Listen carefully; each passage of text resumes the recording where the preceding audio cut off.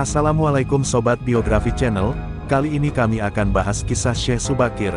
Sebelum kami bahas, alangkah baiknya Sobat like, komen, subscribe, dan share. Tak banyak orang tahu, dan mengenal nama Syekh Subakir. Padahal, Syekh Subakir adalah salah seorang ulama wali songo periode pertama, yang dikirim khalifah dari Kesultanan Turki Utsmaniyah, Sultan Muhammad pertama untuk menyebarkan agama Islam di wilayah Nusantara. Syekh Subakir, konon adalah seorang ulama besar, yang telah menumbal tanah Jawa, dari pengaruh negatif makhluk halus, saat awal penyebaran ajaran Islam di Nusantara. Kisahnya dimulai saat Sultan Muhammad pertama, bermimpi mendapat wangsit, untuk menyebarkan dakwah Islam ke tanah Jawa. Adapun mubalainya diharuskan berjumlah 9 orang. Jika ada yang pulang atau wafat, maka akan digantikan oleh ulama lain asal tetap berjumlah 9. Sehingga, dikumpulkanlah beberapa ulama terkemuka, dari seluruh dunia Islam waktu itu. Para ulama yang dikumpulkan tersebut mempunyai keahlian masing-masing. Ada yang ahli tata negara, berdakwah, pengobatan, tumbal atau ruqyah, dan lain-lain. Lalu dikirimlah beberapa ulama ke Nusantara atau tanah Jawa. Namun sudah beberapa kali, utusan dari Kesultanan Turki Utsmaniyah yang datang ke tanah Jawa, untuk menyebarkan agama Islam, tapi pada umumnya mengalami kegagalan. Penyebabnya, masyarakat Jawa saat itu, sangat memegang teguh kepercayaannya. Sehingga para ulama yang dikirim, mendapatkan halangan, karena meskipun berkembang, tetapi ajaran agama Islam hanya dalam lingkungan yang kecil, tidak bisa berkembang secara luas.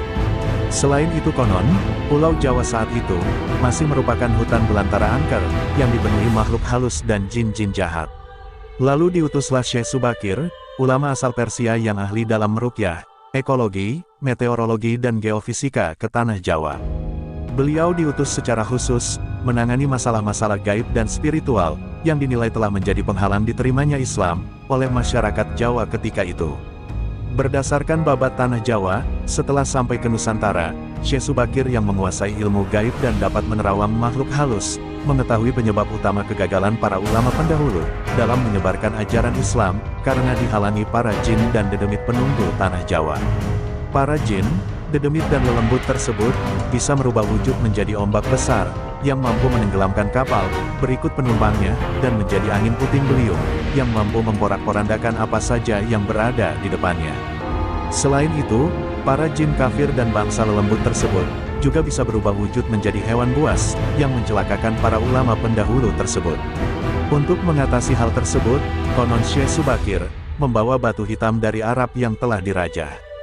Lalu batu dengan nama, Raja Aji Kalacakra tersebut, dipasang di tengah-tengah tanah Jawa, yaitu di puncak Gunung Tidar, Magelang.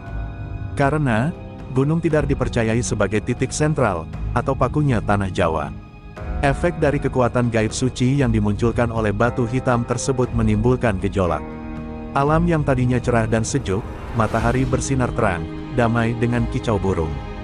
Tiba-tiba berubah drastis selama 3 hari 3 malam.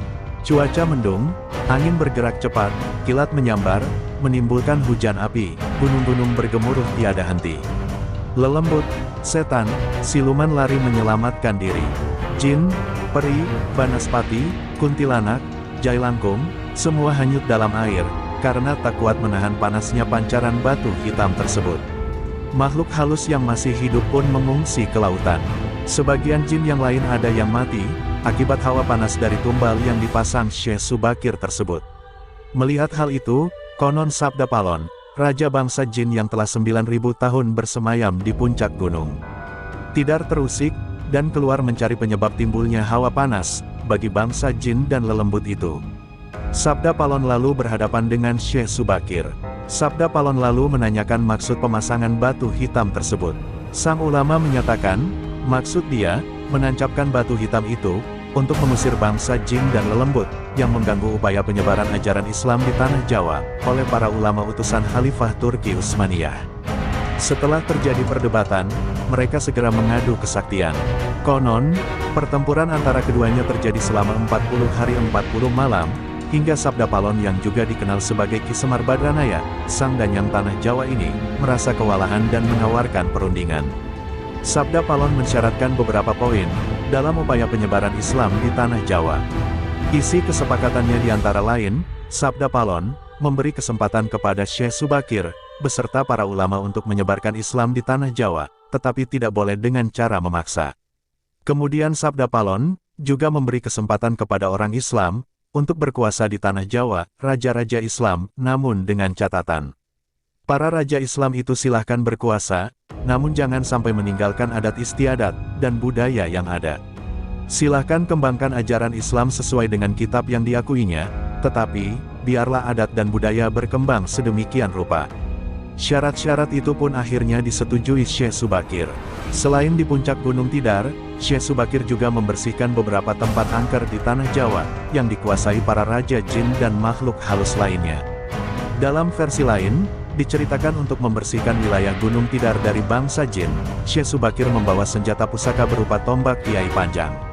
Lalu tombak pusaka tersebut ditancapkan tepat di puncak Tidar sebagai penolak bala.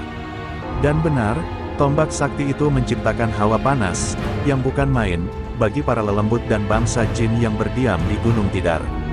Mereka pun lari tunggang langgang meninggalkan Gunung Tidar. Sebagian pengikut Sabda Palon dari bangsa jin melarikan diri ke timur, dan konon hingga sekarang menempati daerah Gunung Merapi, yang masih dipercaya sebagian masyarakat sebagai wilayah yang angker. Bahkan sebagian lagi, anak buah Sabda Palon, ada yang melarikan diri ke Alas Roban, dan ke Gunung Serandil. Tombak itu, sekarang masih dijaga oleh masyarakat, dan ditempatkan di puncak Gunung Tidar, dengan nama makam tombak Kiai Panjang.